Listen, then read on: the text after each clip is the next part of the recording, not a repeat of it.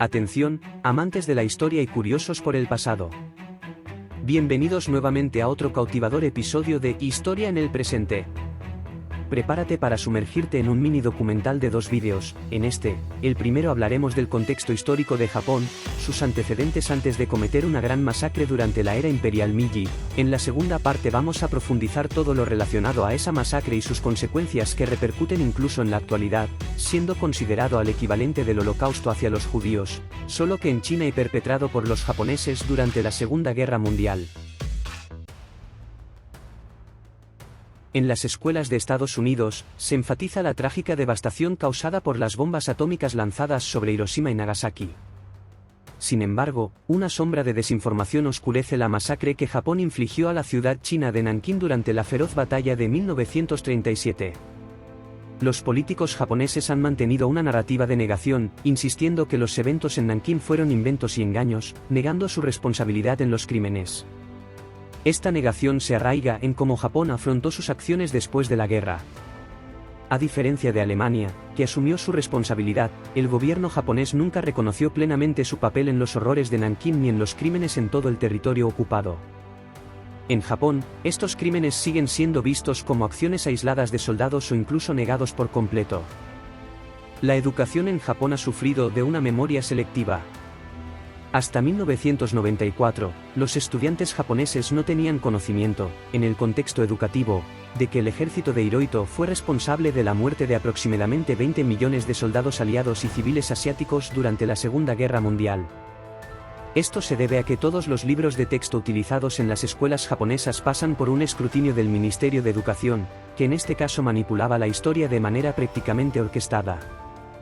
Por ejemplo, en 1977, el ministerio redujo drásticamente una sección sobre la Segunda Guerra Mundial en un libro de historia, eliminando información sobre las atrocidades cometidas por Japón y las evacuaciones forzosas de prisioneros chinos y coreanos a campos de trabajo en Japón. Ienaga Saburo, un historiador japonés, escribió un libro de texto en 1952 que se utilizó ampliamente. Sin embargo, después de 4 años, el Ministerio de Educación consideró que el texto era parcial y demasiado negativo respecto a la guerra japonesa en Asia. Le instaron a reescribirlo, y en 1964, Ienaga demandó al gobierno por violar la constitución de posguerra, que garantiza la libertad de expresión. En 1970, la justicia falló a favor de Ienaga, estableciendo que la revisión de los libros de texto por parte del ministerio no debía ir más allá de la corrección de errores evidentes. Sin embargo, en 1974, otro juez reconoció que el proceso de revisión había sido excesivo, aunque no inconstitucional. La controversia sobre los libros de texto tuvo un impacto significativo, llevando a la destitución del ministro de Educación de Japón y generando una mayor conciencia sobre la masacre de Nankín dentro del ministerio. Pero para entender la complejidad del conflicto en Asia entre China y Japón y los subsiguientes juicios de Tokio tras la Segunda Guerra Mundial, debemos retroceder al siglo XIX, cuando Japón emergió de su autarquía con la restauración Meiji, convirtiéndose en una potencia comparable a las de Occidente.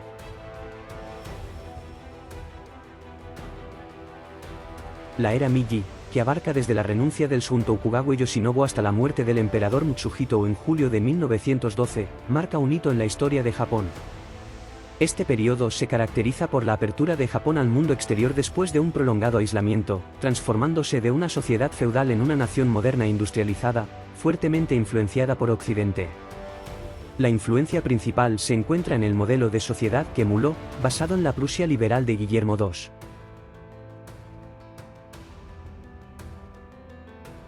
Los acontecimientos de enero de 1868 desencadenaron la abrupta caída del shogunato Tokugawa y establecieron un nuevo centro de autoridad bajo el emperador.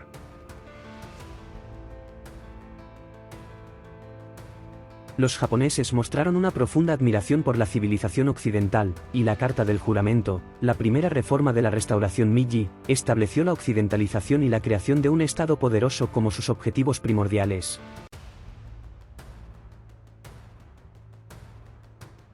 Una de las primeras reformas fue la abolición del sistema de las 4 clases en 1869.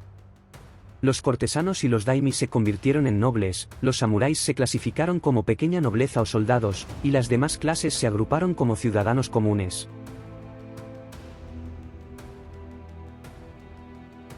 La élite de la era Meiji incorporó numerosos aspectos del estilo de vida occidental, desde la arquitectura hasta el mobiliario de sus hogares. Aunque estos elementos eran influencias extranjeras, se adaptaron a las técnicas de construcción japonesas y se combinaron con antigüedades japonesas y asiáticas, siguiendo el gusto occidental según las concepciones contemporáneas japonesas.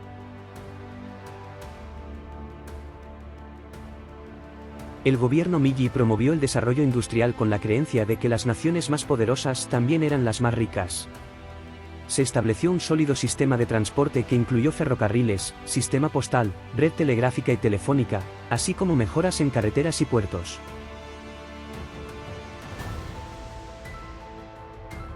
En 1872, se inauguró el primer ferrocarril entre Tokio y Yokohama, lo que llevó a una rápida expansión de la red ferroviaria en todo Japón. Esto permitió una producción más eficiente al reducir los costos de transporte y facilitar el acceso a materias primas previamente inaccesibles.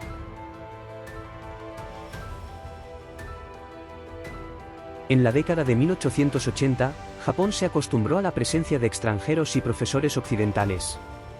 Las ideas foráneas se volvieron parte de la vida cotidiana, impulsando el crecimiento de la industria editorial con un aumento significativo en periódicos y revistas.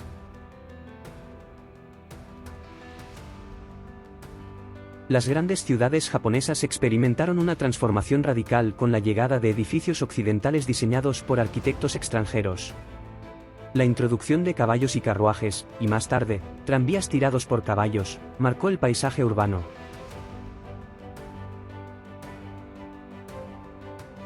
La dieta japonesa se diversificó considerablemente, incorporando alimentos como manzanas, uvas, fresas, carne, entre otros, a la tradicional dieta basada en arroz, derivados de la soja y té verde. Incluso el emperador adoptó un nuevo estilo de vestimenta occidental, marcando un cambio significativo en la moda. En esta época de transformación y modernización, Japón se abría al mundo y abrazaba la influencia occidental mientras conservaba su identidad cultural única.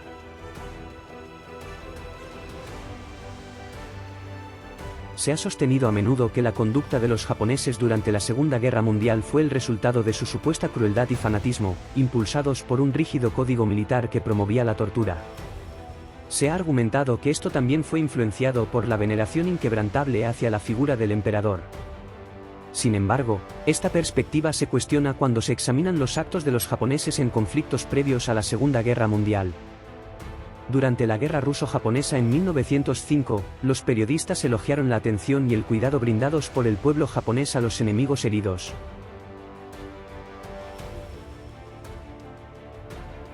Esta actitud puede entenderse mejor a través de un edicto imperial de 1880, que exigía que las fuerzas armadas japonesas trataran a los prisioneros capturados con respeto.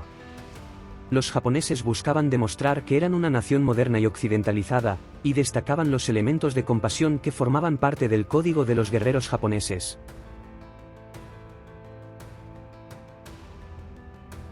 El Japón, que se mantuvo aislado hasta mediados del siglo XIX, anhelaba adoptar la tecnología y la industria occidentales.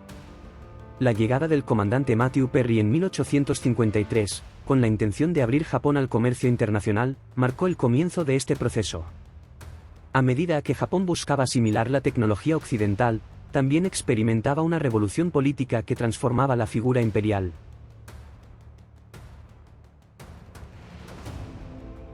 El ascenso del emperador Meiji al trono en 1867 marcó el inicio de una nueva era en la que se definiría el modelo político de Japón.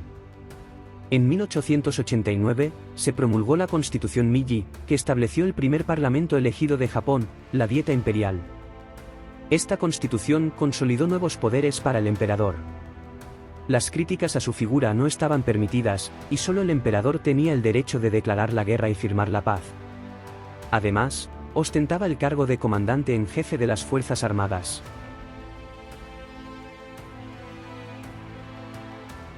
A pesar de estos avances, Japón sentía la necesidad de adquirir colonias para igualarse a las potencias europeas. Los japoneses asumieron que las naciones poderosas tenían el derecho de dominar a las más débiles.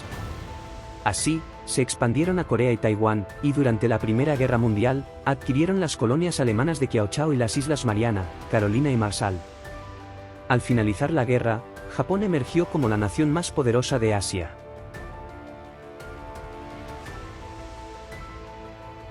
Con la restauración Meiji, el emperador dejó de ser considerado un ser humano y pasó a ser venerado como una figura divina. Con la instauración del Shinto como religión estatal, se decretó que el emperador debía ser adorado como un dios. Esta creencia se inculcó en la educación japonesa de la época, enseñando a los estudiantes que el emperador era un dios con forma humana y que los japoneses le pertenecían. En resumen, la conducta de los japoneses durante la Segunda Guerra Mundial debe entenderse en un contexto histórico más amplio, que incluye tanto la asimilación de elementos occidentales como la transformación de la figura del emperador en una deidad venerada. Esto arroja luz sobre la complejidad de los factores que influyeron en sus acciones durante ese periodo tumultuoso de la historia.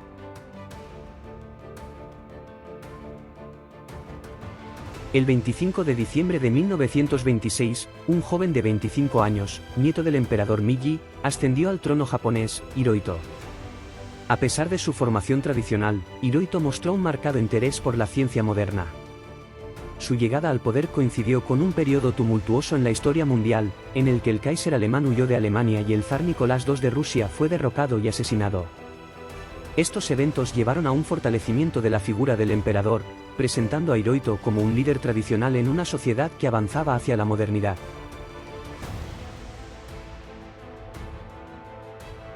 Los años posteriores al ascenso al poder del emperador Hirohito estuvieron marcados por la agitación. Japón ya enfrentaba una crisis agrícola antes del colapso de Wall Street en Estados Unidos. La crisis financiera estadounidense provocó que los estadounidenses dejaran de importar seda, lo que llevó a la ruina a muchos granjeros japoneses. El desempleo se disparó y familias enteras se vieron obligadas a vender a sus hijos para sobrevivir. Youshio Utsuchiya, testigo de esta situación, relató cómo varias familias vendieron a sus hijas a proxenetas. Además, Japón tenía que hacer frente a un crecimiento poblacional significativo. El país carecía de suficiente territorio y recursos naturales para mantener a su población en aumento, y su densidad poblacional era una de las más altas del mundo. Esta situación planteó la necesidad de buscar espacio vital, o Lebensraum, un término adoptado por los nazis.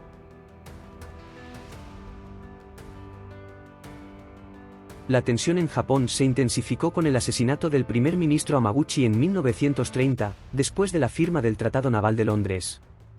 El ejército japonés comenzó a abogar por una política más beligerante, distanciándose de las políticas no beligerantes que habían prevalecido después de la Primera Guerra Mundial. Desde su perspectiva, la asimilación a las potencias occidentales solo había resultado en una profunda depresión económica y la amenaza del comunismo.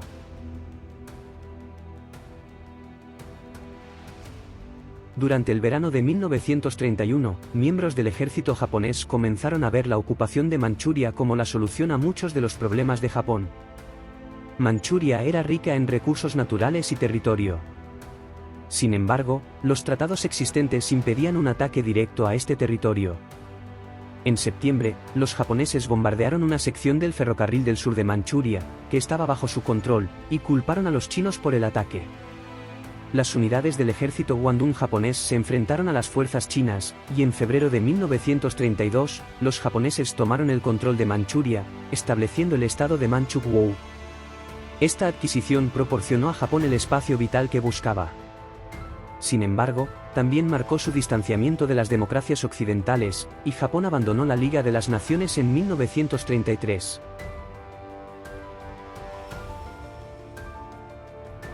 Durante décadas, Japón se había estado preparando para un conflicto con China. Las escuelas japonesas desempeñaban un papel crucial en este proceso, operando como unidades militares en miniatura. Algunos profesores eran oficiales del ejército, y su tarea era adoctrinar a los estudiantes, inculcándoles la idea de que tenían la obligación de ayudar a Japón a cumplir su destino de conquistar Asia y enfrentarse al resto del mundo. Los jóvenes aprendían a manejar réplicas de armas, y los libros de texto se utilizaban como vehículos de propaganda militar. Además, los profesores inculcaban sentimientos de odio y desprecio hacia los chinos.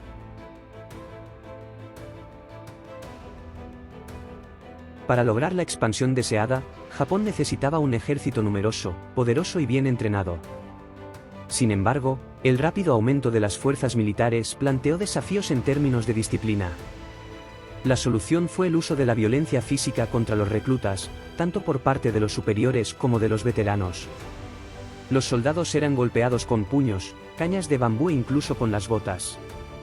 Cuando los instructores se quedaban sin fuerzas, los propios soldados se golpeaban mutuamente. Esta brutal instrucción tenía como objetivo preparar a los soldados para luchar en China y someterla.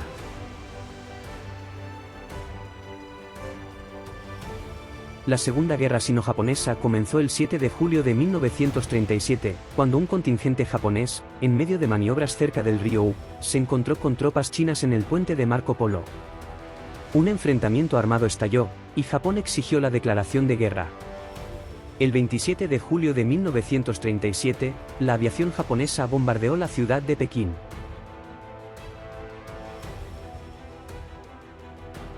La degradación de la imagen de los chinos era un aspecto fundamental en la preparación de los soldados japoneses para la guerra. Se les enseñaba a ver a los chinos como seres infrahumanos, una raza inferior, comparándolos con insectos o animales. Al mismo tiempo, se inculcaba la idea de que la raza japonesa era superior y existía desde hacía 2600 años.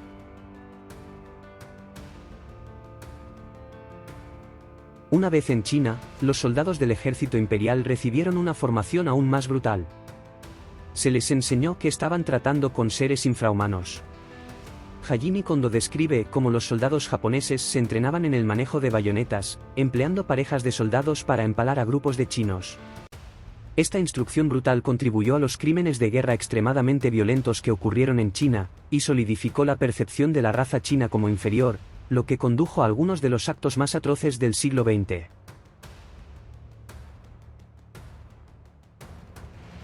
El viaje hacia Nankín dejó tras de sí un rastro de violencia inenarrable.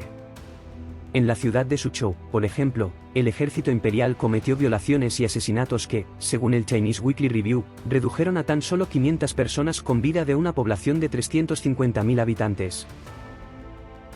Las violaciones perpetradas por el ejército imperial eran lamentablemente comunes. A pesar de que oficialmente se consideraba un crimen, pocos de los soldados responsables comparecieron ante tribunales posteriores.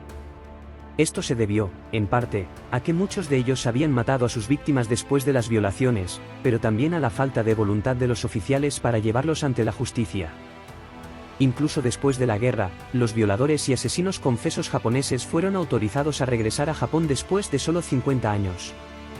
Cuando se les interrogaba sobre sus crímenes, justificaban sus acciones en nombre del emperador, argumentando que tenían carta blanca para hacer lo que quisieran con los chinos en su nombre. Las violaciones ya habían comenzado en 1932 en Shanghái, y su frecuencia creciente preocupó a algunos generales japoneses, ya que temían que provocaran una mayor resistencia y enojo por parte de los chinos. Fue entonces cuando se decidió establecer prostíbulos cerca del frente para el uso de los soldados. Al principio, se trasladaron prostitutas japonesas a estos burdeles, pero más tarde se optó por buscar mujeres en otros lugares de Asia. Dado que no había suficientes mujeres dispuestas a prostituirse voluntariamente, el ejército imperial recurrió al engaño y la coerción. Un ejemplo de engaño es el testimonio de Sol Shinto, reclutada en Corea cuando era adolescente. Se le ofreció un trabajo limpiando barracones y uniformes para el ejército imperial, pero una vez aceptada, fue llevada a un campamento en el norte de China, donde descubrió que había sido engañada para ejercer la prostitución. Si se negaba a cumplir las demandas de los soldados, era castigada físicamente. Nunca recibió un salario por estas actividades, y la mayoría de las mujeres prostituidas sucumbieron a enfermedades o fueron asesinadas. Las estimaciones sitúan el número de víctimas de violaciones entre 80.000 y 100.000.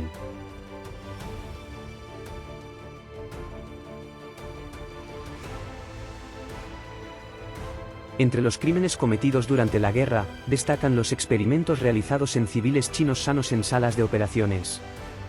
El general Ishii de la Unidad 731, por ejemplo, causó la muerte de miles de habitantes de Manchuria sometiéndolos a experimentos que incluyeron la exposición a enfermedades como la peste, la fiebre tifoidea, la viruela, el cólera, la disentería, la escarlatina, la difteria, la gangrena gaseosa, la tuberculosis y muchas otras enfermedades, para las cuales no existe una lista completa. Existen especulaciones sobre si el emperador Hirohito estaba al tanto de estos crímenes, ya que parece altamente improbable que no lo estuviera. Sin embargo, nunca ordenó una investigación de los crímenes. Hirohito actuó como jefe de Estado, permitiendo que su ejército avanzara sin importar los medios utilizados. Según Herbert Pevix, historiador y profesor, Hirohito estuvo implicado en decisiones militares que llevaron al uso de armas prohibidas en China, incluyendo el envío de unidades de guerra química al continente, donde se utilizaron gases venenosos en cientos de ocasiones durante toda la guerra. Hirohito también debía estar informado sobre los métodos de la Unidad 731, que realizaba incursiones aéreas con ratas infectadas con la peste y las lanzaba sobre China. Esto resultó en la muerte de 1.600 soldados japoneses debido a la exposición accidental. Aquí culminamos la primera parte. En un par de días se publicará la parte 2 donde se profundiza más los crímenes que cometieron en Nankín. Esperamos que esta inmersión en la historia haya sido una experiencia reveladora y educativa para ustedes. Si desean seguir explorando momentos significativos y eventos históricos impactantes, les alentamos a mantenerse conectados con nuestro canal y a suscribirse para no perderse futuros episodios.